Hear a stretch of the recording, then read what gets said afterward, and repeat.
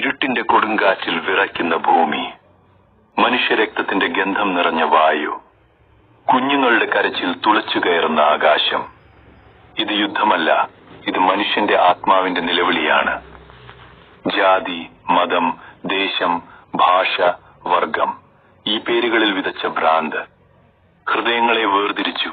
മാനവിക ഏകോദര സ്നേഹ സാഹോദര്യ ഐക്യങ്ങൾ പരസ്പര ശത്രുതകളാക്കിയവർ. ആരാണവർ?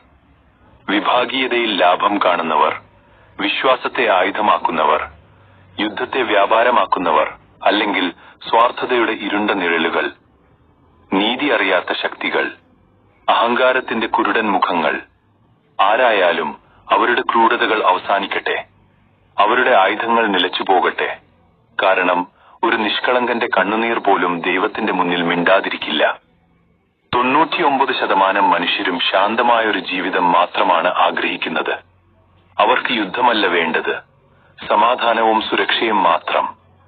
അതിനാൽ യുദ്ധം വന്നാലും പോലും മനുഷ്യത്വം നഷ്ടപ്പെടരുത്. കുഞ്ഞുങ്ങളുടെ സ്വപ്നങ്ങൾ തകർക്കരുത്. നിരപരാധികളുടെ ജീവൻ കവചമാകരുത്.